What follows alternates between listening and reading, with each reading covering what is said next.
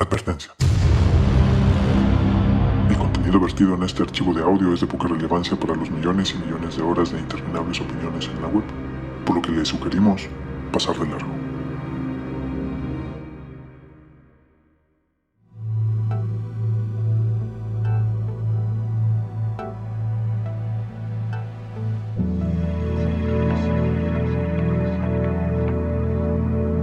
Si ya de por sí las sociedades en que vivimos han adoptado formas de convivencia cada vez más complejas, la práctica de la censura promete complicarlas aún más, según muchos especialistas. Ya sea porque elimina información valiosa para entender el mundo, o porque quiere imponernos una forma de ser y de pensar, la censura pone piedras en el camino y levanta obstáculos que distorsionan el paisaje. La censura nos enajena, por así decirlo, y quiere que veamos la vida a la manera del censor. Y, aunque confiamos en que nuestra sociedad sea capaz de encontrar alguna manera de eludirla, tal como lo hemos logrado en otros momentos de la historia, el ejercicio de la censura tal vez pudiera seguir interpretándose como una enfermedad de nuestro tiempo. Por ello, en este capítulo tratamos de entender la complejidad de la censura. Sean pues bienvenidas y bienvenidos a Las Esferas Aparte.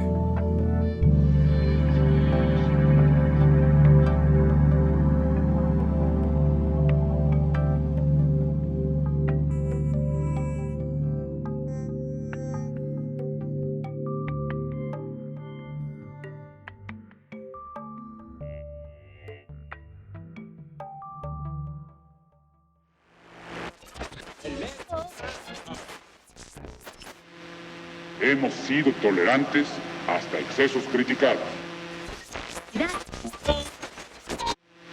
Pero todo tiene un límite.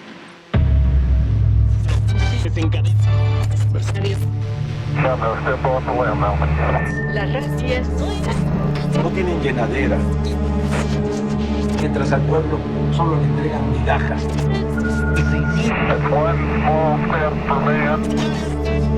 Frijol con gorgojo. I love the Mexican people and their spirit.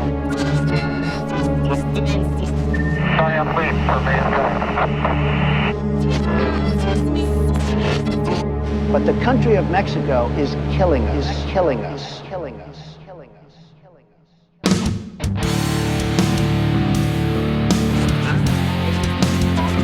Nosotros queremos construir el socialismo.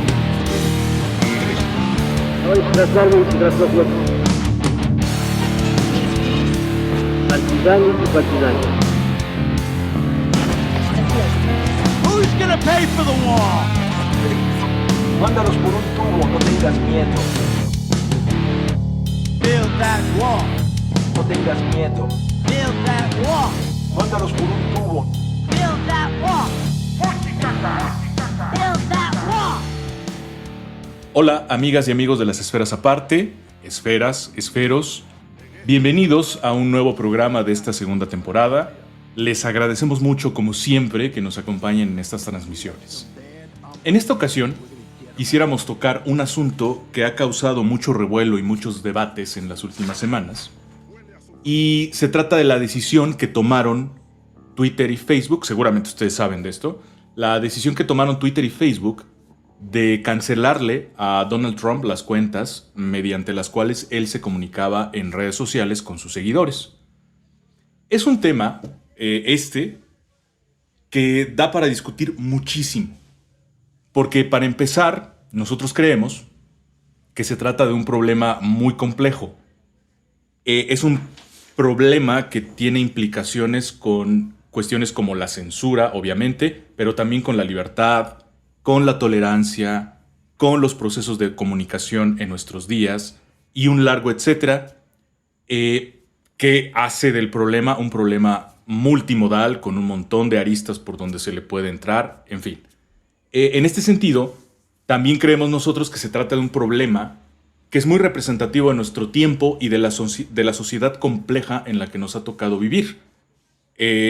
Nuestras sociedades cada vez son más difíciles, cada vez son más complejas. Los individuos que las conformamos tenemos intereses diversos y no es tan fácil organizar y mantener a gusto a una sociedad con unos individuos a veces tan distintos entre sí. Por tanto, el tema que se ha suscitado a partir de esta eliminación de las cuentas de Donald Trump, creemos que es un tema que efectivamente representa la atmósfera en la que estamos viviendo, ¿no? Una atmósfera muy compleja. Y por esa razón también creemos que el tema que vamos a discutir es de todo menos fácil. Es un tema sumamente complicado. Así que a lo largo de los siguientes minutos vamos a tratar de exponer, como siempre de manera provisional, como ustedes ya lo saben, vamos a tratar de exponer las implicaciones de todo este asunto de la censura en redes sociales.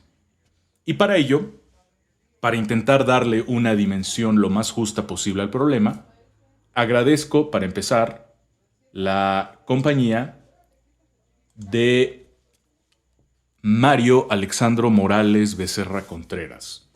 Es este muchacho del apellido hipercomplejo, un apellido que también nos parece muy representativo de nuestro tiempo y de nuestra sociedad, y que además, por si fuera poco, toda esa cantidad de apellidos y esa cantidad de nombres, además él se autodefine como Alex Red en una serie de mundos medio bajos en los que se mueve. Y bueno, pues hasta allá, hasta donde se encuentra, en aquel lugar del mundo en donde él vive su exilio, le damos la bienvenida. Hola Marito, ¿cómo estás? Bienvenido. Hola, muchas gracias, encantado de poder estar aquí con ustedes otra vez. Alejandro, Pepe, queridos Mario. y queridas Esfirelivers, buenas noches, buenas tardes, buenos días. Excelente. De la misma manera, le vamos a dar la bienvenida a Alejandro Castro Jaimes, conocido también como Alexandros, a quien le agradezco que nos acompañe desde alguna cabaña con chimenea en el sur del mundo. Bienvenido, Castro, ¿cómo estás? Muy bien, ¿qué tal? Muchas gracias a todos por escucharnos y bueno, vamos a darle a este tema, que está bueno, se va a poner bueno esto. Sí, vamos a dar, y además está muy complicado. Bueno, oigan, espérame, pues yo soy... Voy a hacer un comercial, ¿eh? Tengo un canal de YouTube en donde generalmente otras cosas hablo sobre los chilangos. Y lo que acaba de decir Pepe es muy chilango, güey.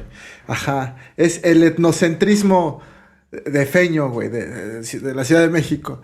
Dice, desde algún lugar del sur del mundo, y para Pepe, y bueno, para nosotros, el mundo es la Ciudad de México y todo gira alrededor de ella. Bienvenido, Alejandro, desde el sur del mundo, güey. No, y agárrate, mundo, porque... Es el ombligo de la Tierra. Y eso que dije mundo y no universo, en algún momento se me ocurrió hablar del sur del universo, pero en fin. Es correcto. Y para que quede mucho más marcada nuestra pertenencia al Distrito Federal, bueno, pues déjenme decirles que yo soy José Luis Pérez Sandoval y desde el norte de la Ciudad de México les agradezco que se queden con nosotros los siguientes minutos. Y les invito, como siempre, a que nos visiten en nuestros diversos sitios de internet. Estamos en nuestro blog, esferasaparte.wordpress.com. También estamos a través de nuestro correo electrónico, esferasaparte@gmail.com. Nos encontramos también en Spotify, iTunes e Himalaya, donde podrán encontrar este y todos los podcasts que hemos publicado. También estamos en nuestro canal de YouTube, aunque ahí de repente hemos tenido un poquito de problemas, vamos un poquito lento, pero esperamos ponernos al corriente lo antes posible, por si ustedes prefieren escuchar el programa por allí. Y por último, nos pueden encontrar también en nuestros perfiles de Facebook, Instagram, como Esferas Aparte, y allí también podemos responder y entrar en contacto con ustedes. Y bueno, habiendo cumplido con estos trámites de rigor, vamos ya con el tema de este día. Arrancamos. Por favor, permita el libre cierre de puertas. Bien, todas estas discusiones que hemos estado viendo en las últimas semanas sobre la libertad de expresión, sobre la censura, sobre los límites y las responsabilidades de lo que uno dice o manifiesta en redes sociales o en la prensa, etc., tiene que ver con la decisión tomada por medios como Twitter y Facebook de eliminar las cuentas personales del todavía entonces presidente de los Estados Unidos, Donald Trump.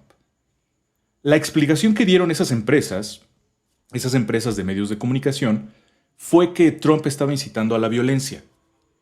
La eliminación de las cuentas de Trump se dio, recordemos, el día 8 de enero del 2021, y obviamente esa situación se da en un determinado contexto que ahora voy a tratar brevemente de exponer. Hay, para empezar, lo que yo llamaría un antecedente remoto de esta situación, de esta cuestión que detona el debate en el que estamos metidos hoy en día. Ese antecedente remoto consiste en que desde noviembre del año pasado, seguramente ustedes lo recordarán, ya se había producido una situación muy interesante. Cuando algunas cadenas de televisión, no fueron todas, pero fueron algunas, por ejemplo, la ABC, o la CBS, la CBS, decidieron interrumpir la transmisión en vivo de un mensaje de Trump. La historia fue más o menos la siguiente, voy a tratar de acotarla brevemente. Primer acto. El martes 3 de noviembre hubo elecciones en los Estados Unidos, como todos sabemos. Y esa misma noche los conteos rápidos ya apuntaban a que el ganador iba a ser Biden. Si todavía no se podía hablar de su triunfo oficial, era porque aún quedaban unos estados que se estaban contando y los cuales otorgan una serie de puntos según el colegio electoral. Y Trump todavía tenía una posibilidad de revertir su derrota, pero era muy complicada. Tenía que ganar todo lo que estaba en juego en ese momento. Algunos estados ya se habían declarado, en algunos estados ya se había declarado abiertamente y oficialmente al ganador, en otros no tanto. Pero Trump se le iba complicando la noche, digamos. Para poder retener la presidencia iba a tener que ganar todo lo que quedaba en juego. Y eso era muy complicado. Estadísticamente no iba a pasar. Segundo acto. En algunos estados el conteo de los votos fue relativamente lento, lo que abrió un poco de incertidumbre, un cierto margen de incertidumbre, y así fue transcurriendo el miércoles 4 de noviembre. Pero ese mismo día todo iba confirmando que Biden iba a ganar. Tercer acto. El jueves 5 de noviembre, cuando ya era casi seguro que Biden iba a ganar la elección, por la noche de ese jueves, Trump convocó a una conferencia de prensa y seguramente mucha gente esperaba que él reconociera su derrota y felicitara a Biden o algo así. Y la verdad es que lo que hizo fue todo lo contrario. Fue salir a decir que le habían hecho fraude. Chanchullo. De alguna manera, él durante las campañas ya había contaminado el pozo, por decirlo de alguna manera. Ya había dicho él que no tenía confianza, sobre todo en el sistema electrónico de votos, ¿no? Que no tenía mucha confianza y que probablemente los demócratas iban a intentar por allí arrebatarle la presidencia. Sale a dar este discurso en donde dice, efectivamente, me acaban de hacer un fraude por el voto electrónico y si nosotros eliminamos esos votos, gano yo, y empieza a hablar de que le embarazaron las urnas electrónicas, de que le están haciendo un mapacheo, y etcétera. Y entonces es allí donde las empresas televisoras deciden cortarle la transmisión, con el argumento de que estaba mintiendo y de que no tenía pruebas del fraude, y en todo caso que si las tenía, pues que las presentara ante una institución adecuada para ello. Bien, ese fue el antecedente remoto. Ya desde noviembre, los medios de comunicación se quieren escabechar a Trump. Ahora, hay otro antecedente que es el más inmediato. Esto tiene que ver con el desmadre que se organiza el día 6 de enero, esto que se ha dado en llamar el asalto al Capitolio. Y de alguna manera, esto ocurrió obviamente cuando el Congreso iba a certificar el triunfo de Biden. Y de alguna manera muchos medios de comunicación, analistas y todo tipo de comentarios que se hacen allí, sostenían que ese episodio, la revuelta del Capitolio, había sido provocado por declaraciones y comportamientos de Donald Trump. En esto muy probablemente tengan razón, porque los discursos de Trump habían venido siendo suficientemente incendiarios y provocadores, pero también tenían un cierto grado de confusión y de difusión ahí de las cosas, como para que cada quien lo interprete como quiera, ¿no? Entonces, justo esto es lo que ocurre con Twitter y Facebook. interpretan esos mensajes como peligrosos porque incitan a la violencia y deciden cerrar las cuentas. Y bueno, esto es lo que ha generado, esta situación fue la que detonó no solo en nuestro país y no solo en Estados Unidos, sino que después muchos mandatarios, muchos presidentes, muchos intelectuales de todo el mundo se han pronunciado al respecto. Algunos, como el presidente Andrés Manuel López Obrador y también la canciller Angela Merkel, la canciller alemana, han dicho que están en contra de que se censure o de que se haya eliminado la cuenta de un De hecho, se han propuesto revisiones de legislaciones al respecto, ¿no? Así es, es que ha detonado todo esto. Y otras personas han dicho, no, está muy bien porque hay que cerrarle la puerta a los intolerantes y a los violentos como Trump. Entonces, este es el caldo de cultivo en donde se va a generar el debate en el que hoy estamos involucrados. Pues bien, señores, con esta brevísima contextualización y con estos poquitos datos que hemos ido enunciando y recordando que nuestro programa del día de hoy aborda el fenómeno de la censura, yo les invito, Mario y Alejandro, a que me censuren esta y que me cuenten sus primeras posturas al respecto. Voy con Ale. ¿Qué pasa, Ale? ¿Qué pasó? ¿Cómo te sientes? ¿Qué está sucediendo con este tema de la censura? Bueno, hay varias cosas, ¿no? Lo primero es, y que es algo que vamos a platicar durante toda esta plática, pero que es precisamente, primero, qué es la libertad, luego qué es la libertad de expresión, qué es la censura y qué implica al final del día estos movimientos o estos posicionamientos, como lo acabas de decir, qué implican estos posicionamientos en la democracia estadounidense y en el escenario internacional, porque los actores no es que la política estadounidense se refleje en la política internacional, sino que inciden en la política internacional porque son actores de esta, ¿no? Y que estamos viendo que no solamente estamos hablando de Trump o el presidente electo o el presidente en funciones o el presidente saliente o el presidente entrante, no, estamos hablando de actores corporativos. Sí. Lo vamos a ver más adelante, pero algo que yo citaba desde el capítulo pasado y de lo que hablábamos, a Churchill se le cita diciendo que no conocía la opinión pública, sino opiniones publicadas.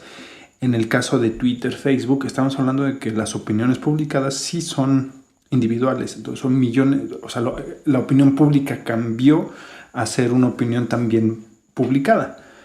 Entonces, es una masa de opiniones que está, de alguna forma no es que esté controlada, pero sí tiene un eco en la política, no solamente en Estados Unidos. Es más, yo podría decir que el pináculo de cómo se ve la política hoy día en Facebook, o cómo se refleja el Facebook en la política, el pináculo fue las elecciones últimas de Estados Unidos, pero esto viene desde hace 10 años, 12 años. Entonces, estas implicaciones las vamos a platicar. Sobre este tema de la libertad de expresión, de freedom of speech en Estados Unidos, también es muy interesante porque hay una evolución, lo platicábamos en el prep del programa, hay una evolución que se viene dando desde lo que ellos llaman los próceres de la patria, que en inglés es the Founder Fathers, que en realidad son los próceres, esta idea de que vienen perseguidos de Europa y que esta es la tierra fértil en donde se van a sembrar y se van a disfrutar la libertad de expresión como tal, ¿no? Entre otras muchas libertades. Y vamos a ver un poco de la evolución. Pero esta tierra fértil no es una batalla simplista, como aparentemente se da, ¿no? Que es, lo platicábamos hace rato, como el que yo pueda ir y decirle de cosas e insultar a un policía en Estados Unidos, es una evolución que tomó desde la Constitución en 1776 hasta los juicios en la Suprema Corte en 1971, por ejemplo. Entonces, es una evolución que se va dando, es acumulable y que otro de los debates al respecto pues se da en estos meses y es interesante. Oye, ¿y no te da la impresión, perdón, antes de ir con Marito, no te da la impresión de que, hablando de evolución, no te da la impresión de que esto pudiera implicar una involución, un pasito para atrás? ¿Esto que estás Mira, uno de los fundamentos lo proponía John Stuart Mill, el filósofo inglés, y lo siguieron muchísimo los The Founder. Bueno, no que lo hayan seguido porque ellos son anteriores a John Stuart Mill, pero sí, tanto las legislaciones como las organizaciones, la Suprema Corte, pero las diferentes composiciones de la Suprema Corte en Estados Unidos siguieron este principio de no censura a los discursos de odio o a los discursos falaces en un principio muy crudo, muy simplista, parece hasta bobo e ingenuo, pero así lo plantearon, de decir, yo te voy a dejar decir todas las falacias que quieras, porque al final la verdad sale a flote. Uh-huh. Lo único que va a permitir la falacia es que el debate se profundice y que la falacia caiga con mayor estrépito. Sí. El problema aquí es que este discurso tanto de odio como de prevención no es delito, es prevención de la guerra, prevención del conflicto, está ya tan arraigado, está tan evolucionado que la falacia realmente ya no es falacia. Entonces la verdad, muchos dirán, es que el mundo de la posverdad. No estamos hablando de la interpretación de las noticias, no, estamos hablando de las posiciones políticas, y no necesariamente las posiciones políticas de Trump estaban mal. Lo vamos a ver más adelante. Pero, o sea, lo mencionaba el capítulo pasado, lo menciono ahora. No es que esté de acuerdo con Trump, no necesariamente es que Trump haya estado equivocado. 75 millones de personas votaron por él. Y la otra, el factor por el que gana tiene... ¿Qué pasó, Mario? Dilo. No, ahorita que sigue, te voy. Es que hay dos cosas que no me cuadraron, pero ahorita, güey, lo voy a apuntar para que no se me olviden. Se me fue la onda con lo que dijiste. Perdóname, no quise... Es que me llegó así y me fui a apuntar, güey. No quise distraerte, güey. Bueno, básicamente o sea, que el que Trump haya ganado no necesariamente su discurso es de odio, no necesariamente es una falacia y no necesariamente es un discurso falaz. Del otro lado podemos decir lo mismo. No necesariamente hay un discurso de prevención, no necesariamente hay una verdad infalible y no necesariamente hay un nuevo régimen, una reinstauración de la verdad y del bien. No pasa absolutamente nada de eso. Pero la discusión está en torno a eso. Digamos, la discusión está en la forma, no en el fondo. Y es una discusión muy, muy densa, ¿no? Se está dando una discusión muy densa en estos últimos días. Marito, no, yo creo que sí está en la... perdóname, aquí sí voy a entrarle ya. Yo creo que sí es una discusión que está en el fondo, güey. Es decir, vamos con esta posibilidad de que la gente pueda decir lo que quiera decir, de acuerdo. Pero también hay que hacerse responsable de las... digamos... De la importancia de lo que dices y las repercusiones, ¿no? que tienen tus palabras, ¿no? Normalmente medimos, y ya seguramente lo hablaremos más adelante, medimos el tema de la libertad de expresión, de la protección de quien lo está diciendo, ¿no? Sobre todo de el gobierno, aunque no es el único que puede ejercer censura, que también ya lo vamos a ver, ¿no? Claro. Que también ya lo vamos a ver. Pero el tema es aquí que es el mismo gobierno, ¿no? Es el representante último del gobierno, ¿no? O primero del gobierno, ¿no? Que está diciendo, que está utilizando la tribuna para decir cosas. Y sí, perdóname, si hay cosas, yo creo que si hay un discurso racial, sí lo hay. Yo creo que sí hay cosas que no son ciertas y están claramente pues demostradas. El tema básicamente es qué repercusiones tiene, ¿no? Porque como dijiste, 75 millones, ¿sí son 75? ¿Cuántos millones los que votaron por él? O sea, Biden ganó por 80 o 5 millones más. Algo así. Más o menos. ¿Sí? Ok. Sí, no era tanto... Pero ojo... Términos cerrados. Sí, términos cerrados. Pero 75 millones es un chingo de gente. Digo... Vamos, es casi la mitad de la población de México, ¿no? Nada más de entrada, ¿no? Entonces... Bueno, pero... A ver, de ese tamaño es... O sea, de ese tamaño es... Un segundo, en una cosa. A lo que me refiero con el discurso falaz... Obviamente hay un contexto muy complicado en cuestión de lo racial, lo que tú mencionabas. Que si hay apoyo de los grupos de extrema derecha o de los supremacistas blancos. Está en entredicho y es más, como dicen ahí los memes, no tengo pruebas, pero tampoco tengo dudas, ¿no? Pero ojo, del otro lado, que no existen estos elementos, hay otros elementos que son igual de graves.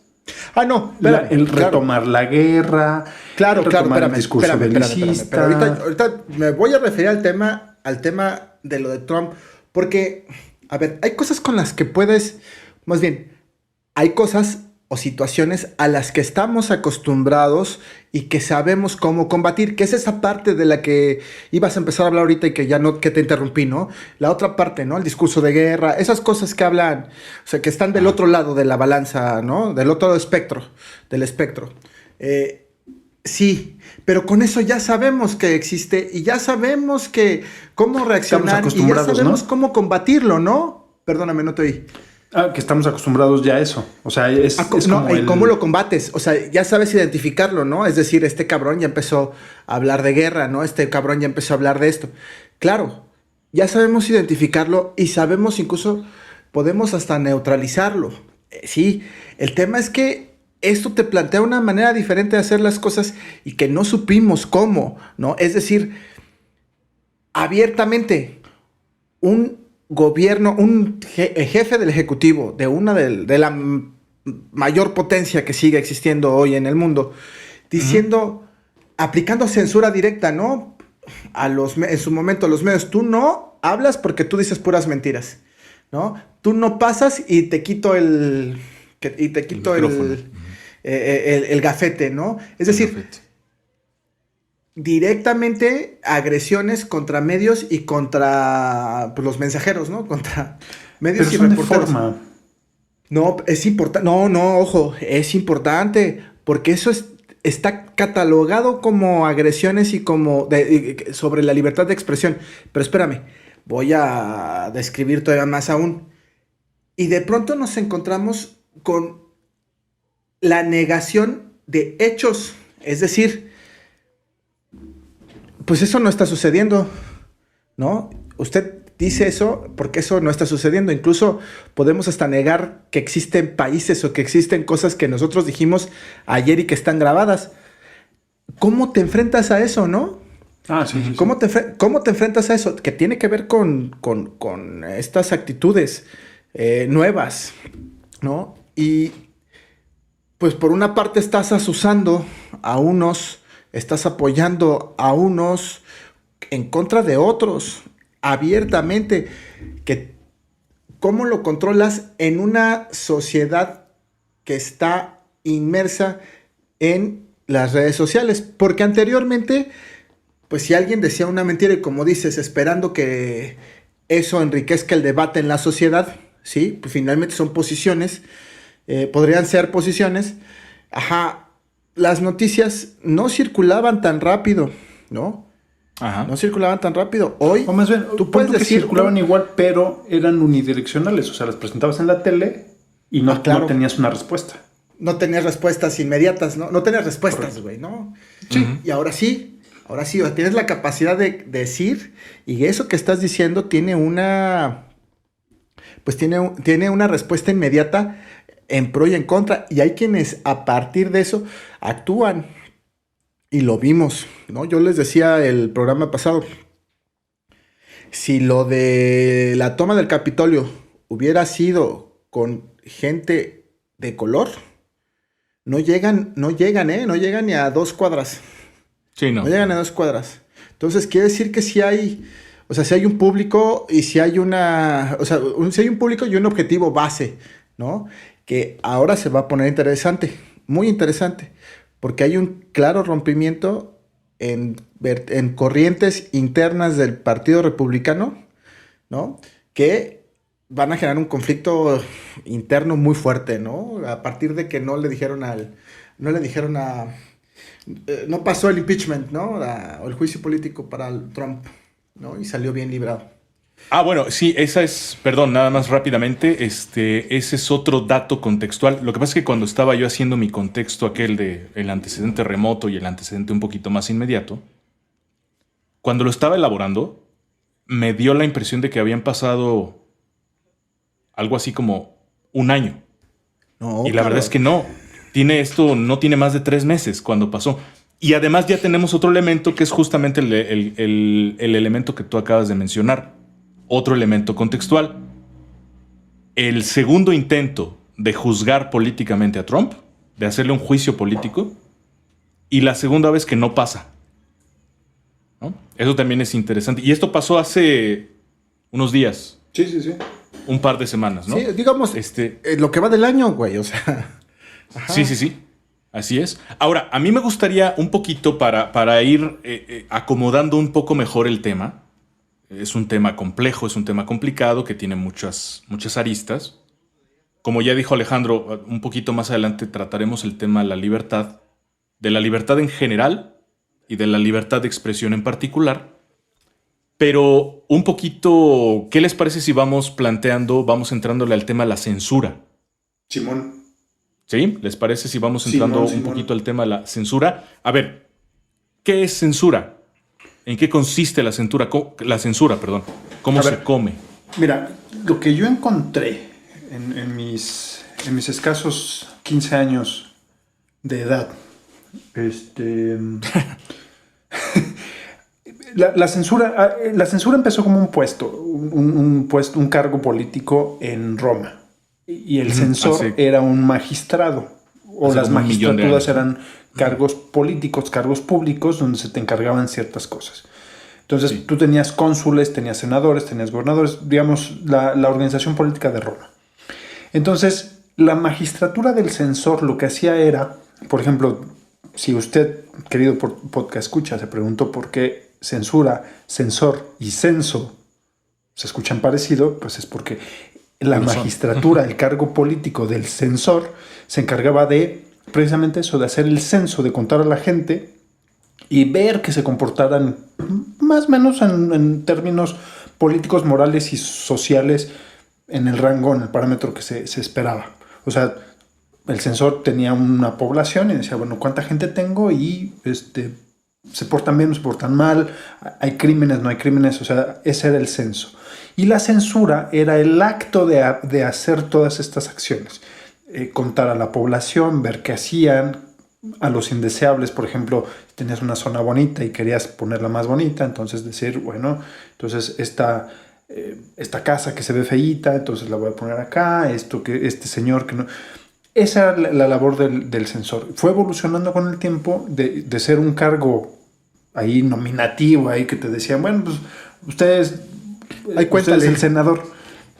Usted es el senador fulanito, pero pues mire, para que se ponga a hacer algo, porque no me está rascándose las bolas, póngase de magistrado censor.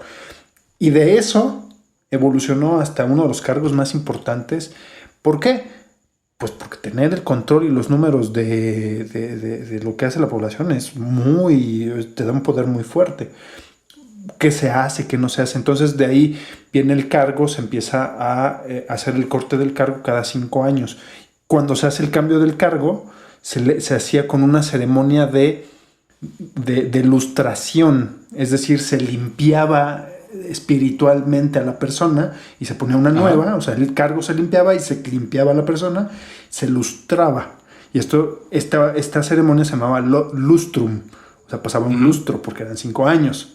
Entonces, imagínate que todas estas referencias que conocemos hoy día, pues eran muy importantes por el cuate del censor, cuando al parecer era un cargo bastante administrativo y aburrido, burocrático, y no, era muy importante. Entonces, de ahí viene esto de la censura. La acción directa de que el gobierno, ojo, que eso es lo que ha cambiado en estos 15, 20 años, el gobierno directamente te aplica censura por intereses morales, políticos, sociales, comerciales, lo que tú quieras. Pero es esta acción y viene oficialmente de Roma. Es esta evolución. A ver, rápidamente,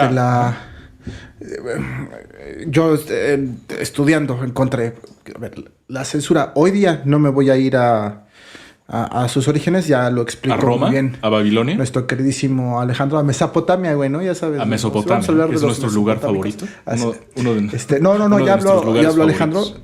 Sí. Hoy día es cualquier acto intimidatorio, ¿no? U obstrucción de la libertad de expresión, ¿no? Y sus características o sus canales. Es multidimensional, es controlada y ejercida por no solamente, o sea, por una autoridad que no solamente puede ser pública, como lo acaba de decir Alejandro, también puede ser privada, ¿no? Puede ser y que tiene la capacidad, el poder de impedir o restringir parcial o completamente la libre difusión de ideas, ¿no? A través de la intimidación, el control, la revisión, o sencillamente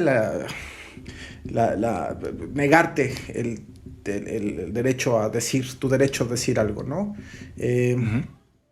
¿Cuáles son estas autoridades públicas y privadas? Pues normalmente son los dueños de los medios en la parte pública, ¿no? Y hoy día tenemos a los grupos delincuenciales. Bueno, hoy día que se hace más evidente, ¿no? Evidente. Pero, y obviamente, ya lo dije, y ya lo dijo Alejandro, el Estado, ¿no? Eso. Ajá. Aunque no solamente, ¿verdad? No, por eso hablo el Estado, con las autoridades estatales, como autoridades públicas y autoridades privadas, los dueños de los medios y los grupos delincuenciales, ¿no? Son como estas dos vertientes, la pública y la privada. La privada. ¿No? A ver, una cosa ahí, para ir tratando de llegar a un acuerdo. Según yo, censura implica sustraer algo, quitar algo. Ya ya este fenómeno, tal y como se da en nuestros días, ¿no? Y lo que podemos ver y lo que podemos observar en cuanto a actitudes a las que se les suele identificar como censura, implican quitar algo. Puede ser un dato, puede ser información, puede ser imágenes, puede ser lo que sea, pero se trata de sustraerlo, ¿no? Es como que algo no pase de la manera completa en la que originalmente se pensó que podría pasar, ¿no? Siempre la censura tiene algo que ver con quitarle algo. Y en segundo lugar, una línea que a mí me interesa mucho es el tema o la relación entre el acto de la censura, el acto de quitar algo y del poder, del ejercicio del poder finalmente, ¿no? Es ¿quién censura? Censura el que puede. Claro. Que tiene poder para censurar. Ahora, sea el Estado y las formas que tiene un gran poder, sean las empresas como Facebook y Twitter que tienen la capacidad de decir yo corto a y no voy a sufrir demasiadas consecuencias y lo hago porque puedo, ¿no? Hay ahorita que mencionabas me remito a las formas. Por ejemplo, en México es muy conocido el caso en los 70s, en el sexenio de Luis Echeverría, del 1970 al 76. La censura no consistía, en su sexenio, la censura no consistía en ir a cerrarte el periódico, o ir a darte macanazos, o ir a darte balazos, o a quitarte. Lo que se hacía es que el Estado o el gobierno mexicano controlaba la producción de papel. Entonces, la distribución de la venta de papel a los periódicos y las revistas se hacía a través de una solicitud al gobierno. Podía haber una empresa estatal. Entonces tú ibas y decías, yo voy a tener una revista de tantas páginas, no sé, 100 páginas, y voy a hacer un tiraje de 10,000. Entonces necesito tantas hojas, tanto papel, y se te vendía. Entonces en un mercado normal te dirían, bueno, señor, aquí está, pagó, aquí se tiene. Y en el sexenio de Echeverría se decía, bueno, Echeverría y otros, pero estuvo muy marcado ahí que, señores, ¿qué creen? No hay papel. Para los periódicos que eran críticos y que no, o que se les censuraba o que no se quería que se publicara su opinión, la censura no consistía en todo lo que hemos hablado, sino que pues no había papel, y es una forma de censura. Entonces, ¿qué crees? Es algo así como que les dijeran, Fíjate que desde que publicaste algún artículo hay una escasez de papel, ¿no? Exacto. Que sería parecido ahora, como que tuvieras una revista digital y te dijeran, híjole, ¿qué crees? Se te fue la señal el apagón, en el internet del casa, internet, ¿no? carnal. Sí. No llega. A ver, pero ahí coincidimos, perdón, Marito, antes nada más déjame, coincidimos en que la idea de censura, estarán de acuerdo conmigo, tiene algo de sustracción. Es quitar algo. Claro, Por ejemplo, en el caso del gobierno bloqueo. les quita el papel. A ver, de entrada, Pepe, Adelante.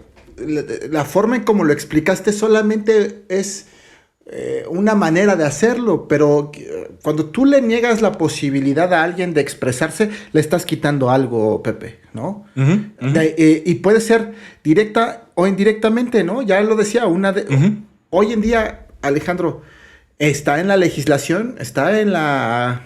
Incluso creo que está a nivel constitucional, que no puedes intimidar a alguien amenazándolo con quitarle el papel, por ejemplo, ¿no? Menos tú el Estado, sí. ¿no? Entonces, no, imagínate que sí, te hagan eso para el baño.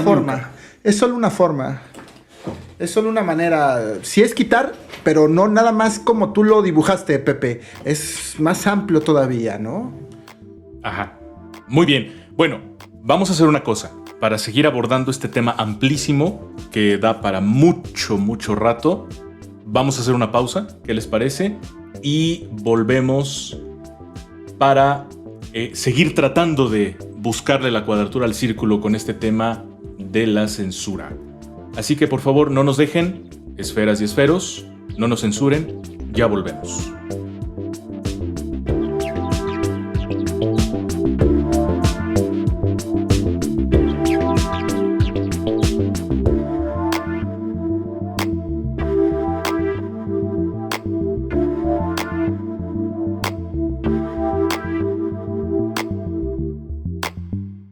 ¿Qué tal, amigos? ¿Cómo están? Regresamos a este segundo bloque de su podcast. Afortunadamente me siguen acompañando en esta mesa virtual Mario Morales y José Luis Pérez. Ahorita les cuento el chiste. Y yo sigo aquí, Alejandro Castro. Ahora voy a preguntar muy formalmente, ¿cómo salió todo en este bloque, Mario?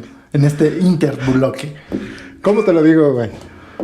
Como me dijiste que no te lo dijera, o como normalmente lo diría, güey. Que es como me dijiste que no lo dijera, güey. O como no me entendiste. No, estamos en... Es público esto, por favor. Sale bien. Digamos que ya está, que seguimos aquí, que siempre va a ser un gusto seguir aquí. Por eso es... Y listo. Exacto. Afortunadamente me siguen acompañando este par de dos. Bueno, ¿de qué se trata esto? Que ya lo... Fíjese usted, porque escucha, usted no lo sabe, ni está para que se lo cuente, ni yo para contarlo, pero resulta que tuvimos un ensayo general y nos dimos cuenta cómo va a ser la mejor forma de expresar estas ideas. Sí. Y llegamos a la conclusión de que pues sí es complicado. Y le vamos a entrar al toro por los cuernos, como diría Pepe, a este tema de la libertad, porque la definición es amplísima. Antiquísima, y como a Mario le encantan los mesopotamios, pues vamos a ir directo con ellos. Vámonos riendo casi a carcajadas. Ok. A ver. Ya habíamos establecido que el concepto de libertad es complicadísimo. Se parece mucho a la moral, y para esto tenemos una herramienta llamada metafísica. ¿Por qué me adelanto al tema de la metafísica? Voy a poner un ejemplo rápido y concreto. Si hablamos de libertad o de moral, son conceptos cambiantes y que van evolucionando de acuerdo al momento histórico, a la sociedad, a la política, a las nociones prácticas e incluso legales de su momento. Por ejemplo, no es lo mismo el concepto de libertad que va a tener un soldado romano del siglo I, un revolucionario francés de 1789, un patriota estadounidense de 1776 o estos tres latinoamericanos aquí presentes, ¿no? Ahora, vámonos un poco más a fondo con esto. ¿Cómo podemos pensar que la libertad se puede definir tan ambiguamente en varios campos? Ejemplo, si yo me voy al campo de los valores o al ámbito de la ética, este árbol de moras llamado moral, pues tiene cabida este concepto de libertad como valor. Si me voy al campo jurídico, también la libertad tiene una acepción. Sucesivamente, ahora, ¿cómo lo conjunto? ¿Cómo manejo, cómo tengo este manojo de cosas como un fenómeno. ¿Por qué?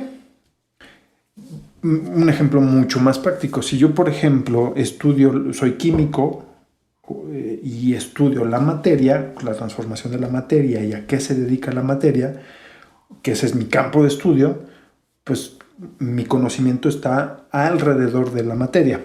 Y en el caso del biólogo, un biólogo se va a dedicar a estudiar la vida, la evolución de la vida y las diferentes formas de vida.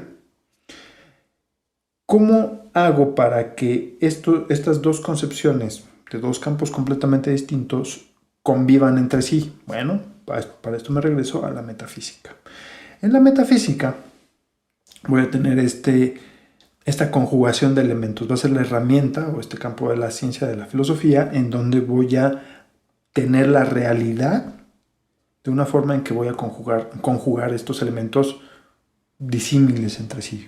Pues en el caso del químico, la materia; en el caso del biólogo, la vida, y cómo se conjugan. Por eso es tan importante que veamos este concepto de la libertad en este momento desde el campo de la metafísica, porque es donde vamos a partir para empezar a hacer los rebanaditas y avanzar. No nos vamos a parar mucho en todas las concepciones, porque tenemos desde la concepción prefilosófica, es decir, presocrática o prearistotélica, prehelénica, y la evolución de 2000 años hasta nuestros días. Muy bien. Donde me voy a parar un poco es en dos conceptos antes de hacer este bosquejo de concepciones y de todas estas concepciones históricas. Primero, el planteamiento de que hay una libertad interna, es decir, que conlleva la psique, que es en la cabeza, y una libertad externa, que conlleva a la parte de lo social o la convivencia con nosotros. Entonces aquí podríamos dividir a la libertad en un cuadrante, que por un lado tenemos lo interno y lo externo, y luego tenemos el otro elemento que va a ser el todo del cuadrante, digamos la autonomía superior y la autonomía inferior. Es algo así como el ser superior o el ser inferior. El ser inferior sería algo así como el yo primitivo, la persona primitiva, los instintos animales satisfechos o la sed de estas personas, las necesidades básicas. Y por el otro lado, el ser autónomo superior, que son la inteligencia y la razón, es la metapersona. Ahora, me gustaría poner un ejemplo clásico sobre cómo podemos entender la libertad en este cuadrante, y el ejemplo clásico viene incluso de la ética, y lo encontré también en la libertad. Tenemos el caso del drogadicto, que es una persona que es adicta a una droga, y esta persona, en la primera acepción, podríamos decir que mantiene una libertad externa, es decir, no hay una persona o no hay un ente que le impida continuar consumiendo. Mientras no haya una cohesión externa, el tipo o esta persona podrá seguir consumiendo hasta que su billetera se lo permita. Oye, y tampoco, perdón que te interrumpa, tampoco lo obliga a drogarse, ¿no? O sea, ni le limita las drogas, ni le obliga a que las use, ¿no? Entonces, en ese sentido, tiene una libertad inferior, porque, digamos, está satisfaciendo una necesidad en ese sentido básica, y no hay quien le obligue. Entonces, digamos, en esa acepción es libre. O goza de libertad. Y ahí muchos de ustedes dirán, bueno, pero ¿cómo un drogadicto puede ser libre? Pues está encarcelado en la jaula de las drogas. Bueno, la siguiente acepción es la parte también interesante, porque en la segunda acepción, el drogadicto no goza de una libertad interna superior, o su ser superior interno. No, ahí sí está encarcelado, es decir, su inteligencia y su razón están cercadas por la adicción. Porque no es ni su razón ni su inteligencia están decidiendo o tomando las decisiones mejores para su bienestar. Eso lo hace una persona no libre. Entonces, estas dos categorías son muy importantes. Suenan muy burdas y básicas, correcto, muy crudas. Bueno, pues son muy importantes, porque aquí viene lo interesante. todas las concepciones de libertad que vienen de atrás, desde Aristóteles, de las filosofías orientales, por lo menos en Occidente, y todo lo que va evolucionando, de momento se asoma en el siglo XIX un filósofo británico, un utilitarista, heredero de la Ilustración, que de momento empieza a preguntarse, a ver, ¿qué es lo que se ha dicho de la libertad? ¿Qué es la libertad? ¿Y qué es lo que estamos entendiendo? Y él se plantea algo muy importante, que hay una dualidad en el concepto o en la idea de la libertad. Por un lado tienes la restricción física, que es lo que hablábamos del drogadicto, y luego tienes la razón o la inteligencia, lo que está encarcelado conceptualmente en el drogadicto, ¿correcto?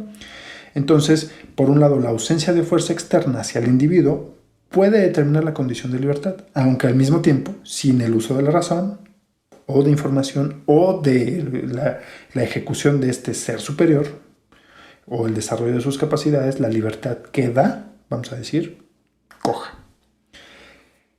Ahora, como nadie te reprime, pero no decides lo mejor, ya sea por falta de información, educación o expresión o lo que tú quieras, en este aspecto, pues la libertad está cercada. Uh-huh. Esto es lo que va planteando Stuart Mill, y es muy importante. Para el siglo XX aparece un filósofo, también británico, pero de nacimiento letón, que se llama Isaiah Berlin. Isaiah Berlin dice, a ver señores, vamos a llevar la idea de John Stuart Mill al siguiente nivel. Y en 1958, después de la Primera y la Segunda Guerra Mundial, en pleno pináculo de la Unión Soviética, y él viniendo de una región que precisamente sufrir entre comillas, que estaba en la hegemonía de la Unión Soviética, hace este nuevo planteamiento, es decir, a ver, vamos a organizarnos de nuevo con el concepto de la libertad y vamos a poner esto: libertad positiva y libertad negativa. Todas las definiciones que tú tengas en libertad positiva tienen que ver con el ente superior, la inteligencia y la razón. Y todo lo que tenga que ver con restricciones, o sea, no coerción, no esto, no hagas limitaciones, es la libertad negativa. Entonces, hace una categoría con la que nos va a ayudar a entender qué es la libertad. Entonces, la mayoría de las definiciones, o más bien todas las definiciones, entran en un lado o en otro. En este sentido, y lo platicábamos en el ensayo hace rato, es muy importante encontrar que en el pensamiento de Isaiah Berlin hay un parteaguas en cómo se corta o cómo se entiende la evolución de las ideas, el concepto de libertad, que es el que estamos viendo hoy, cómo se corta en diferentes trazos muy importantes. El primer trazo es la ilustración, cómo usas la razón o cómo exaltas la razón para llegar a tus objetivos. ¿Quiénes están en la ilustración? Pues nada más y nada menos que la Revolución Francesa, ¿no? Uh-huh. Tienes el Contrato Social de Jacques Rousseau, tienes el Leviatán, tienes un montón de ilustrados que van generando esta idea de la ilustración. Ahora, después de la ilustración, ¿qué se genera? El romanticismo. El romanticismo, en contraposición, no exalta la razón, sino exalta el sentimiento o la emoción. Entonces, aquí Isaiah Berlin encuentra un parteaguas y dice, a ver, la libertad positiva y negativa la vamos a encontrar mejor definida con los... No les llama ni post-ilustrados ni prerrománticos, les llama los contra-ilustrados. Entonces, esta forma de manejar las ideas es muy importante porque es lo que nos va a permitir entender la libertad en estas categorías, como las vamos a trabajar o como las vamos a escuchar en ese momento. Ok, esto fue maratónico. Ajá. ¿Hasta aquí vamos todos? Sí. Aquí hay una... me voy con 4 conceptos súper importantes en cuestión de la libertad, que son los antecedentes políticos y jurídicos. Políticos y jurídicos. Tuvimos en la pre-reunión editorial para hacer todo esto, Mario mencionaba que para él la declaración de la libertad o la inclusión del concepto de la libertad para él era muy importante en la Constitución inglesa de la Revolución Inglesa de 1648, en la fecha me estoy equivocando, pero es con Oliver Cromwell. Entonces, para él es muy importante, cuestión de un debate, seguramente lo veremos en blogs. Para mí, la más importante es la Declaración de los Derechos del Hombre en 1789. Y aquí es donde viene la otra concepción, que es la primera cuña que vamos a meter, que es dónde está el Bill of Rights, es decir, la primera enmienda o el conjunto de enmiendas que se hace a la Constitución estadounidense de 1786. Este Bill of Rights se hace en 1789, en junio, y la Declaración de los Derechos del Hombre en agosto de 1789. Entonces ahí hay un overlapping, ¿no? ¿Cómo le llaman en las películas de Marvel? Un crossover. Bueno, pues existe. Y esto nos lleva ahora sí, al tema que nos interesa.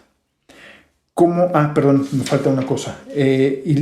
Esto de porque nos van a escuchar las esferas y esferos, nos van a decir, bueno, es la Declaración Universal de los Derechos del Hombre. ¿Qué pasa con la mujer? Bueno, este concepto se corrige en 1948 cuando la Declaración Universal de los Derechos Humanos se firma, si mal no recuerdo, el 8 o el 10 de diciembre del 48, después de la Segunda Guerra Mundial. En el contexto de la Organización de Naciones Unidas, ¿no? Correcto. Okay. Entonces, esto es el marco de la libertad, cómo va evolucionando desde Mario lo mencionaba, desde la Constitución inglesa hasta la ONU en 1948. Estamos hablando que históricamente tiene relativamente poco. En sentido moderno. Esto nos lleva... En sentido moderno. Porque luego está... Porque esto, digamos, es lo más relevante en el sentido moderno de que la libertad, ahí sí se declara que la libertad, no todos nacemos libres, todos somos libres, desde nacimiento. Si tú le preguntas a Aristóteles, te dice, bueno, se nace libre, pero no te mantienes libre. ¿Por qué? Pues porque había esclavos. Entonces, esta evolución se va dando. Esto nos lleva a algo muy importante y me regreso ahora sí a la Constitución de Estados Unidos, que es el tema que nos atañe, la libertad de expresión. En la Constitución de Estados Unidos se declara en el Bill of Rights se declara como inalienables e imprescriptibles los derechos a la propiedad, a la libertad, a la seguridad, y uno de las libertades que emanan del Bill of Rights es la libertad de expresión, es decir, dentro de la libertad hay categorías y de esas categorías está la libertad de expresión. Hasta aquí fue el maratón. ¿Correcto? Que por cierto, estos documentos que has mencionado, tanto las constituciones que hayan nacido de la Revolución Inglesa, la Revolución Francesa, los documentos que surgen de la Revolución Francesa, los documentos que surgen de la Revolución Estadounidense, todo esto es lo que le da forma al mundo en el que vivimos, ¿no? Es de hecho, en el caso de Estados Unidos, es la forma en que se conjugan varias cosas para crear Estados Unidos. Una es este choque de ideas, de decir, a ver, nosotros vamos a cortar con lo que viene haciendo Europa, entonces aquí vamos a florecer ideológicamente con libertad de culto, libertad de expresión. Y por el otro lado también es de forma económica una forma de atraer mano de obra para hacer crecer un mercado que si no existía lo vamos a crear y luego nos vamos a poner a trabajar las tierras en donde vamos a crear ese mercado y vamos a industrializar Entonces esta idea y este principio generador de economía, digamos, o de potencia o de industria, es muy novedoso. Tan novedoso que se convierte en la primera potencia. Y eso ha llevado, en el caso de la libertad de expresión, que no es nada más la declaración en la Constitución y lo que pasa, platicabas en el bloque anterior con Trump, ¿no? No es así como, nació, Trump puede hablar. Hay una evolución. Sí.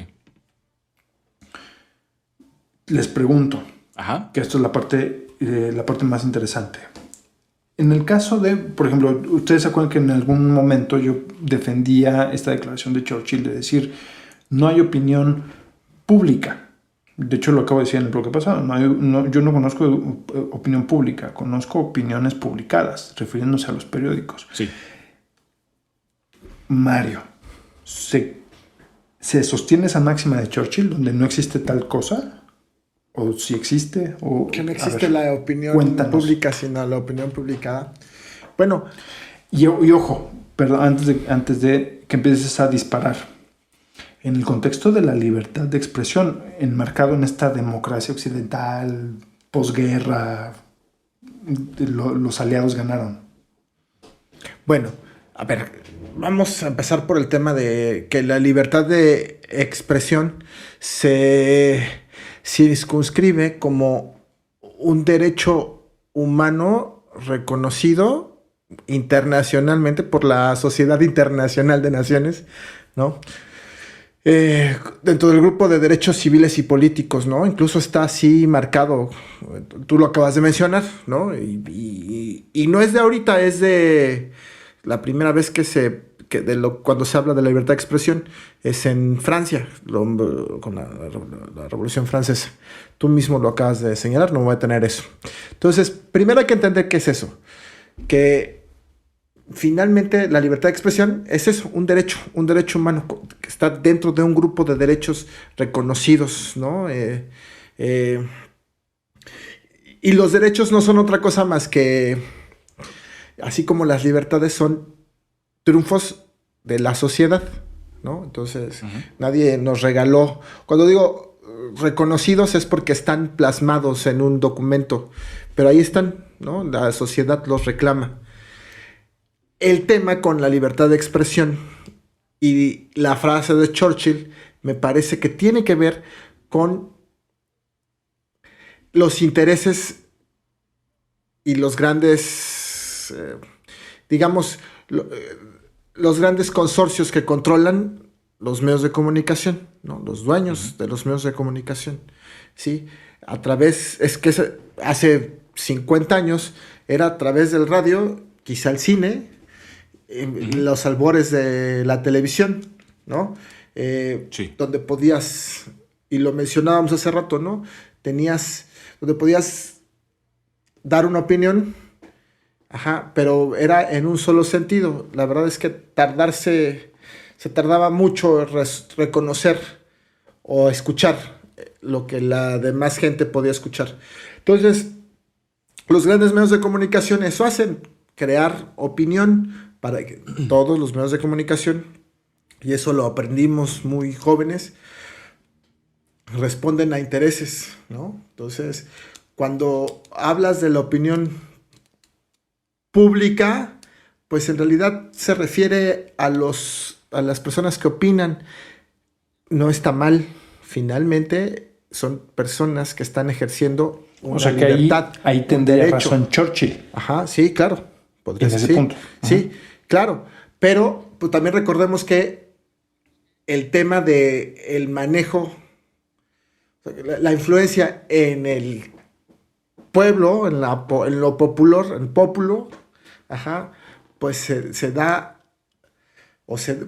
han cambiado las cosas, pero sí se daba a partir de quienes tenían el control del micrófono o de la pluma, ¿no? De la imprenta, ¿no? Lo demás era... O sea que aquí estaríamos metiendo el tema de, no solamente los medios digitales, sino la influencia de la opinión individual sumada por millones. Vamos a poner el caso de Estados Unidos. Twitter y Facebook son cientos de millones de ciudadanos estadounidenses expresando sus opiniones constantemente en estos medios, y entonces al expresarse ya están publicados.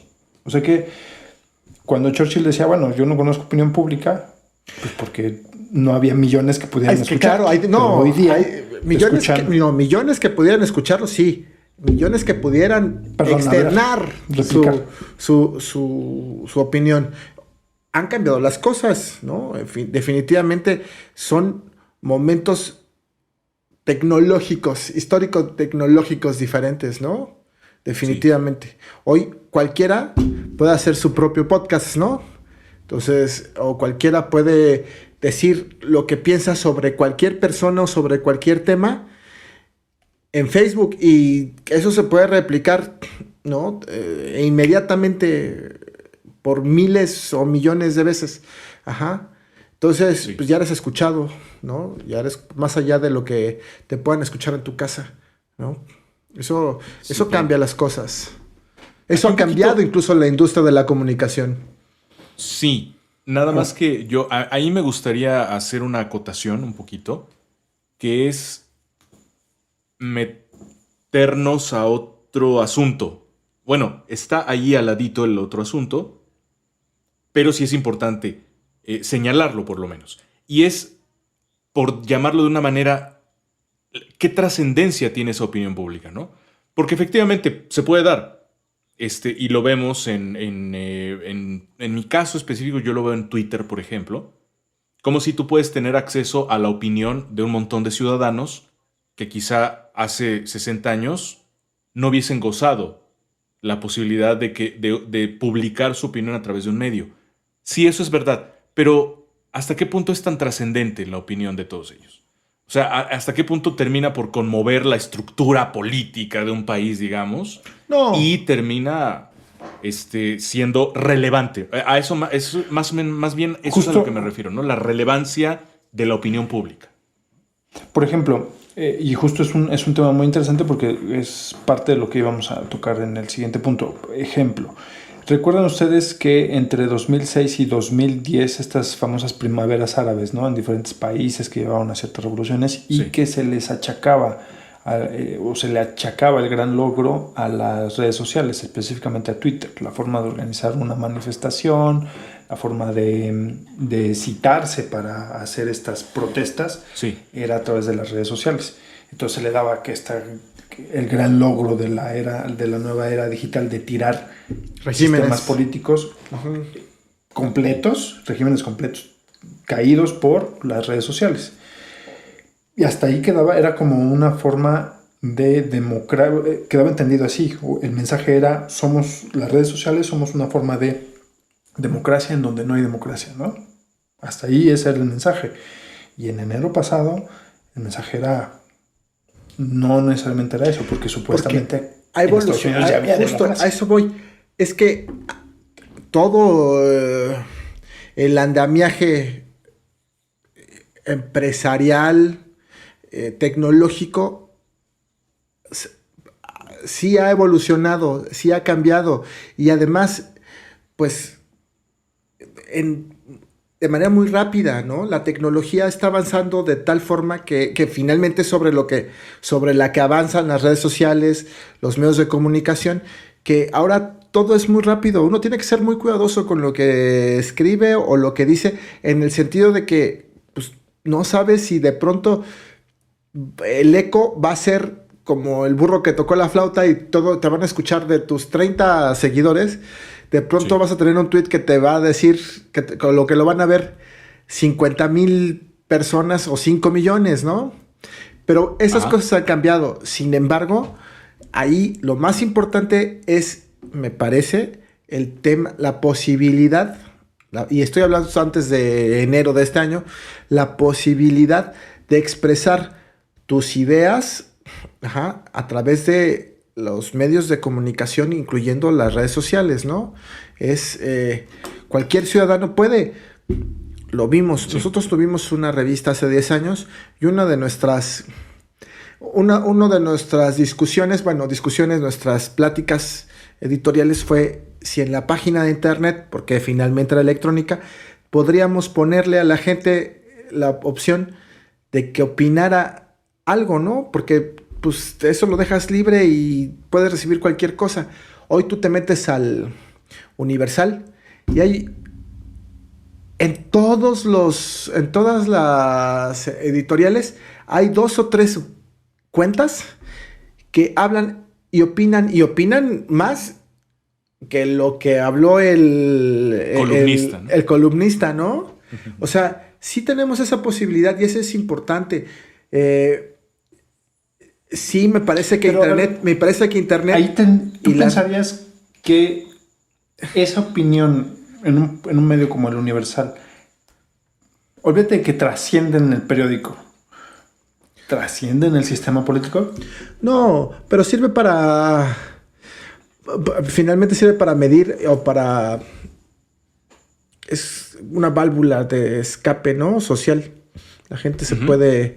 lo que pasa en Twitter no es el mundo real. Hoy día lo vemos. Twitter es... Tú te metes en Twitter y te duele la cabeza a los 3 tweets que lees, ¿no? Por la cantidad de groserías y de violencia que hay en la red. Ajá. Pero la gente tiene la posibilidad de hacer eso. A ver, situémonos en regímenes en México hace 30 años, güey. No podías decir la mitad de lo que dices o que se escribe. Porque no había los medios, pero además lo que había estaba controlado, ¿no? Lo platicamos en el bloque pasado. Sí. Aquí en México, no por nada, o sea, no es gratis que las principales oficinas de los principales periódicos nacionales estén en la misma calle que la Secretaría de Gobernación, ¿no? O sea, no es gratis, no tiene nada, no nada más es el tema del papel que les podían vender, sino la posibilidad de caminando poder acceder a los contenidos que saldrían al siguiente día, ¿no? Eso es impensable con las redes sociales y con la tecnología de internet, ¿no? Bien, a ver, entonces tenemos otro tema muy, muy importante y aquí quiero plantear esto. A ver, ¿sí? El famoso establishment, que en español le llamamos burdamente el sistema, sabemos que son omniscientes, ¿no? O sea, mete las manos por todos lados, es un pulpo. Ahora, este gran pulpo del establishment, voy contigo, Pepe. A ver, ¿sí? ¿Cuáles serían los rasgos o cuáles serían los trazos, los rastros que en este caso en enero, dónde deja huella? O sea, no qué implica, sino dónde ves los rastros del establishment en todo lo que pasó. A ver, yo lo veo, lo decía un poco en la introducción que me tocó hacer, la manera en la que los medios de comunicación van difundiendo desde las campañas, los debates, el día de las elecciones y finalmente la manera en la que interpretan lo que ocurre en el Capitolio, yo ahí veo rastros de todo el establishment, ¿no? Ahí veo los rastros del sistema político estadounidense jugando mucho más a favor de uno que del otro. Sí, claro. Al otro lo tuvieron que soportar 4 años. Fíjate que también es interesante esto, ¿no? Porque Trump no llega al poder por el voto popular. Trump llega por el voto del colegio electoral, que es así como Estados Unidos decide quién va a ser su presidente. Entonces, el mismo sistema, o parte de ese mismo sistema, lleva a Trump y es el mismo que se encarga de quitarlo ahora de encima, ¿no? Entonces, rastros yo sí veo. Ahora, en cuanto al tema específico de la censura de la libertad de expresión, yo veo una parte del sistema que tiene que ver con los medios de comunicación estadounidenses, algunas cadenas televisivas, como lo dijimos al principio. Veo cortándole el mensaje a Trump de que le estaban haciendo fraude. Veo cortándole a Trump la cuenta de Twitter. Entonces yo sí veo rastros de un establishment que está dispuesto... Enfurecido, ¿no? ¿Perdón? Enfurecido, enojado. Molesto y además defendiendo su negocio, ¿no? Su negocio. Y su negocio es mantener un determinado orden en los Estados Unidos, ¿no?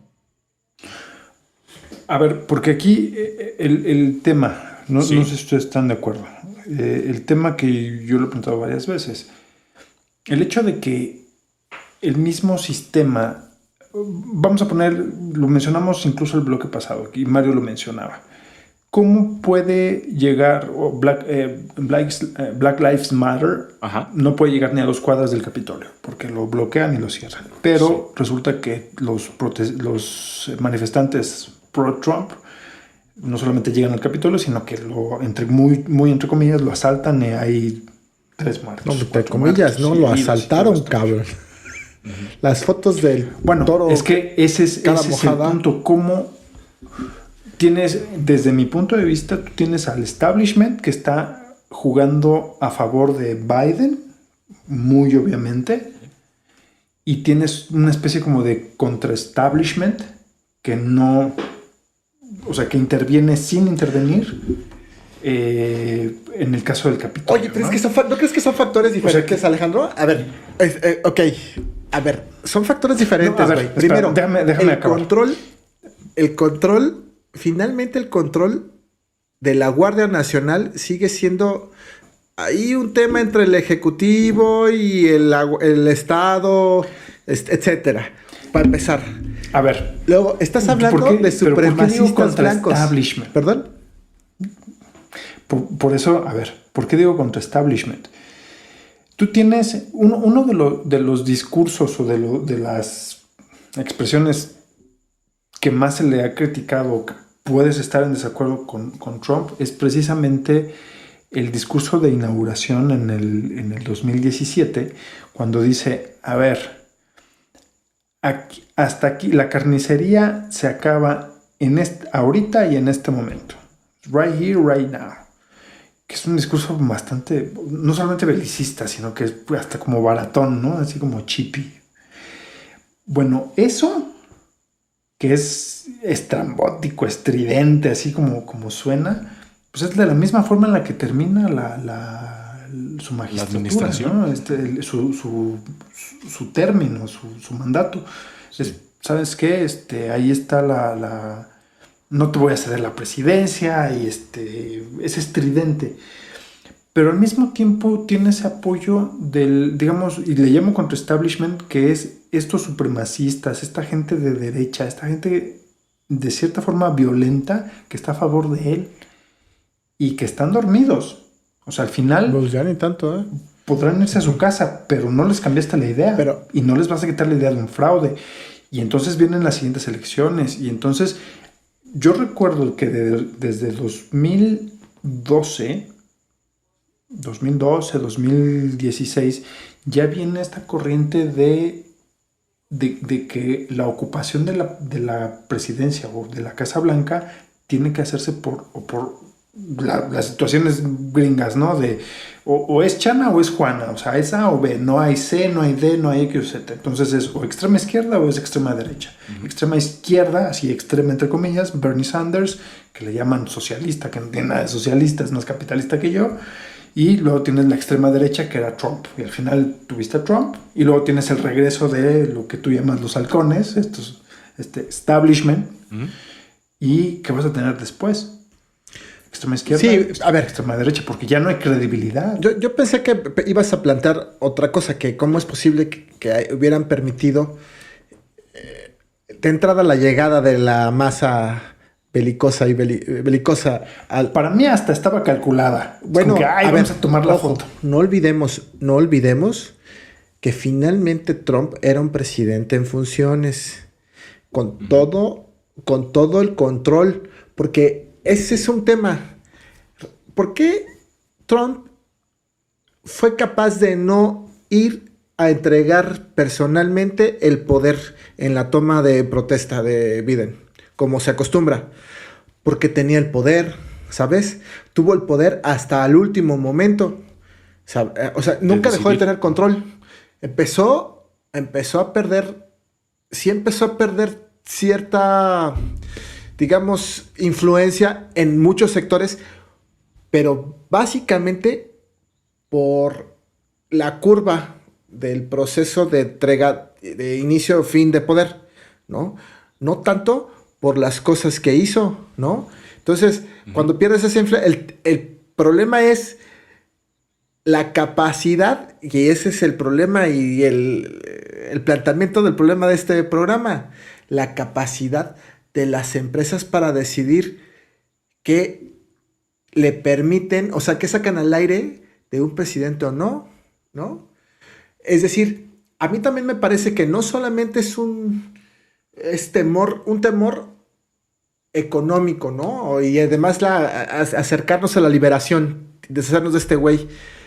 Yo creo que sí hay un temor muy fuerte en justo todas estas personas de las que hablas que tienen que tiene Trump, del que tiene Trump el apoyo, ¿no? sea, Sí.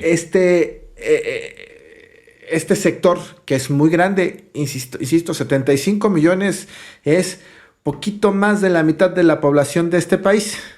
Es un chingo de gente, güey. O sea, es un chingo Sí, de es un gente. poco... ¿Este país te refieres a México? Ajá, de nuestro país. Es un poco como lo define más o menos Jalife, ¿no? Alfredo Jalife. No sé si él lo definió originalmente, si es así es una buena definición, o la tomó prestada de algún otro lugar. Él tiene muchas influencias y todo. Es como la manera en la que él lo define, ¿no? Una cosa es Trump y otra cosa es el trumpismo, ¿no?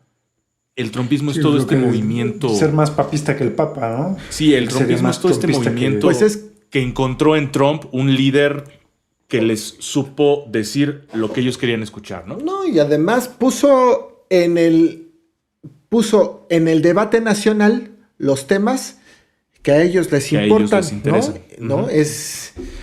Si hay y lo destapó para todos. Lo hablábamos al principio del bloque.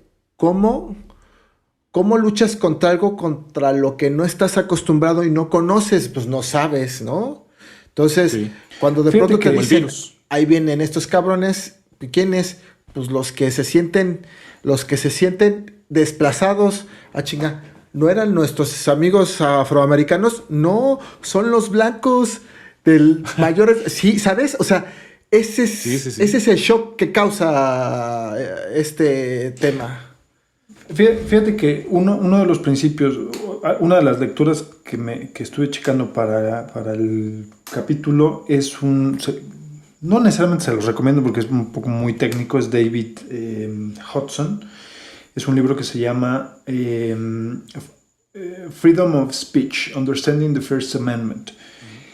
El tema es bastante jurídico y me parece que hay una mezcla de cosas políticas, pero los planteamientos son importantes. El primero de ellos es cómo es que la libertad de expresión va evolucionando, algo de lo que hemos platicado aquí con el establecimiento de la Constitución, pero algo que él dice que se plantea desde la Constitución y que evoluciona de acuerdo a Stuart Mill y muy parecido a lo que comentábamos de Isaiah Berlin, era que el marco de la libertad de expresión en Estados Unidos te permite o es muy permisivo porque te va a poner la verdad o el discurso correcto, entre comillas, si lo correcto existe, de manera más fácil. Es decir, que el debate de estas ideas, o por ejemplo los discursos de odio en contra de los discursos democráticos, todo muy entrecomillado, porque todo estaba muy como diría Pepe, asegúnes. Uh-huh. Estos discursos de odio contra los discursos democráticos, cuando se ponen en contraposición, pues saldría a la luz la verdad, ¿no? Y el verdadero buen discurso. El gran problema aquí, y es el siguiente tema el último tema que vamos a poder abordar en este bloque y en este capítulo, es las guerras preventivas. Cuando el principio con el que tú trabajabas la libertad de expresión es que tú deja que hablen y digan lo que tú quieras. Cuando tú haces un discurso democrático, la verdad sale a la luz y bueno, eso te funciona para la Segunda Guerra Mundial. Uh-huh. Después empieza a evolucionar esta idea de la guerra preventiva. ¿Qué es la guerra preventiva? A ver, antes de que tú me causes un problema a mi democracia, porque yo tengo muy claro, Estados Unidos tengo muy claro que mis valores fundamentales, que no son los que se vieron, son la tolerancia, la civilidad, el honor, la justicia, la igualdad, el Estado de Derecho. Ese dictado de derechos que no son ejecutados en su totalidad en Estados Unidos, bueno, esos supuestamente son los que tienen muy claros. Para que no me los ataques, voy a hacer una guerra preventiva. Que quiero aquí diferenciar una cosa. Estas guerras preventivas tienen que ver con la ideología más que con los recursos. Una cosa es que invadas Kuwait preventivamente para que no te quiten el petróleo o el agua, a que invadas Afganistán para prevenir el terrorismo que te ataca a las Torres Gemelas, que nunca te atacó porque bla, bla, bla, bla, bla. Entonces, esas guerras preventivas te llevan ideológicamente a pensar que estás actuando a favor de esos valores la libertad de expresión te los permite, y estás previniendo que sean atacados. Cuando el principio de la libertad de expresión en la Constitución era, oye, espérate, pero ¿por qué no vienes, te sientes conmigo a debatir y dialogar para que encontremos acuerdos? Ese era el principio original. Sí. Pero la guerra preventiva te dice, ¿para qué lo convencemos? Mejor lo matamos o lo eliminamos. Sí. En ese sentido, la guerra preventiva, bueno, tenemos varios ejemplos que no es tema de este capítulo, pero les quiero plantear esto. En este sentido, Trump se convierte justo lo que acaba de tocar Mario. Esta gente encuentra un líder, este movimiento que acéfalo encuentra un líder en Trump. Entonces Trump se convierte en una especie de mal necesario porque les da voz y voto. Y posteriormente Trump se convierte en, ¿qué crees? ¿En una guerra preventiva? ¿En una baja preventiva? Pues sí, puede ser. Mario. Pues es que ni tan baja, güey. O sea, no fue ni tan baja. Bueno. No, es que en serio, no entiendo el planteamiento. Entiendo el planteamiento. Es, a ver, hablando en términos del establishment, es lo que acabas de decir es, necesitamos, el sistema necesita a Trump, ¿sí? Porque es darle voz a temas específicos que están sucediendo y nadie ha querido voltear a ver, ¿no? Básicamente, el tema es que se le salió de control. Se le salió de control Trump, los temas y la gente que necesita esa voz, ¿no? Entonces, ¿qué pasa ahora?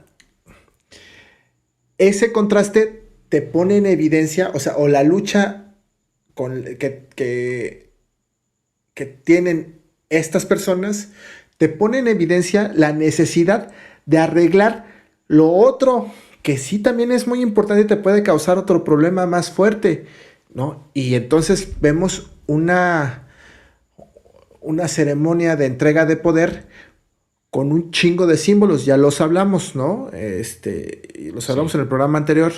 Toda la simbología, ¿no? Y las acciones ejecutivas al inicio de su presidencia, de la presidencia de Biden, ¿no? Contrarrestando los efectos de la atención a un grupo minoritario, sí, y violento, ¿no? Del trumpismo, ¿no? Claro, pero que está... Pero ahí habría que ver qué tan legítimas son sus demandas, y también la manera en cómo las están cómo las están demandando, ¿no? Que eso es algo que, por ejemplo, le quería preguntar a Pepe, justo lo que tú comentabas, por ejemplo, el manejo de los símbolos y no solamente los símbolos, sino la imposición de que la democracia está de este lado, o sea, olvidemos que Trump es una persona, Trump es el símbolo que le da voz a todo ese movimiento. Sí. Entonces, lo que hace el establishment es decir, ¿saben qué, señores? Vamos a hacer esta baja preventiva, o sea, lo vamos a quitar del escenario preventivamente porque no vamos a dialogar con él. Con él me refiero a todo el movimiento que está, toda esa base. No vamos a dialogar con ellos porque ellos no son democráticos, no merecen ni siquiera la oportunidad del debate, del diálogo, de todo lo que supuestamente te imponía o te delimitaba la libertad de expresión. Sí. Entonces, esta dualidad, tú cómo a ver, yo la veo así. Por un lado, libertad de expresión, discursos de odio, pero por el otro no hay debate de fondo, no hay intercambio de ideas, no hay puntos de... Bueno, o eso es lo que yo creo. Sí. No sé cómo que veas tú. Sí, bueno, lo están clausurando a Trump, ¿no? O pretenden clausurarlo, pretenden funarlo, pretenden, ¿cómo? La cultura de la cancelación. Cancelarlo. Cancelarlo. Como si no existiera. Y con eso da la impresión de que quieren desarticular el movimiento. Fíjate, haciendo mi estudio para el programa, encontré una forma de interpretar la censura que me gusta mucho. Y tiene que ver con le aplican el adjetivo de censura política. La censura política tiene que ver con el hecho de impedir que la gente se pueda organizar. ¿Sale? Y esto es muy importante porque la organización es un elemento muy importante dentro de la política.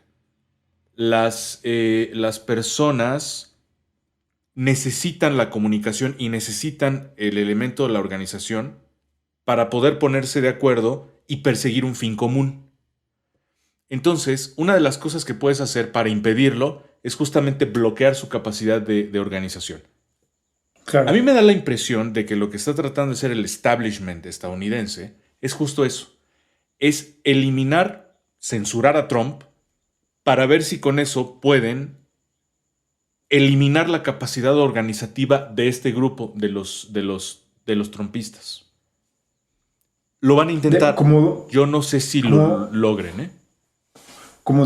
Bueno, te iba a decir desarticular, pero a lo mejor no es el punto, ¿no? O sea, ¿cómo le llaman ellos? Neutralizarlos. Exacto, sí. Sería como ahí. Mario, ¿tú ibas a decir algo? Nada más, agregando a lo que está haciendo Pepe, híjole, me parece que al final, yo creo que más por motivos políticos e intereses, al final no cancelaron a Trump, ¿no? Ahí hay un tema. En la segunda oportunidad, y ya lo hablamos en el bloque pasado, no le hicieron juicio político, bueno, sí, que eso hubiera evitado su participación en 4 años a la presidencia, porque vamos a tener ahí un tema de un güey que trae 75 millones de votos. ¿De votos? Para la siguiente elección, ¿eh? ¿Sí? Se dice fácil, pero requiere un gran esfuerzo. Sí, muy buen punto. Bueno, señores, muy buen punto. Señores, me encantaría seguir platicando otras 2 horas aquí, pero ya se acabaron las vajillas, se acabaron los platos. Para aquel que estaba lavando su carro, ya va por los carros de los vecinos. Mejor vamos a cortar aquí. Nos vemos en el siguiente capítulo. Perfecto. Me parece que hasta el momento no hay, obviamente hay mucho más que agregar, pero lo vamos a meter en un siguiente capítulo porque esto está interesante y se va a poner más bueno porque ahora sí nos vamos a agarrar a, como dirían en Argentina, a boxazos. Y lo vamos a transmitir, güey, ¿no? O sea, lo vamos a transmitir. Estén atentos. Nos despedimos. Les agradecemos mucho su participación. Recuerden, estamos en Facebook como Esferas Aparte, en Instagram como Esferas Aparte, y adivinen qué, como en Gmail también como esferasaparte@gmail.com. Tenemos una página nuevecita, ya está funcionando un poco mejor. Se ve ahí como le estamos metiendo mano, que es esferasaparte.wordpress.com. Y otra cosa, que es una anotación que tengo aquí pendiente, para todos aquellos que quieran criticar que Mario dice Biden o Biden, la lexicalización de los apellidos o nombres o cualquier palabra en castellano, la lexicalización es leerlo tal como se escribe, así que no estén molestando con eso. ¿Qué otra cosa? Gracias. Nada más. Ay, por el momento gracias, es todo, ¿no?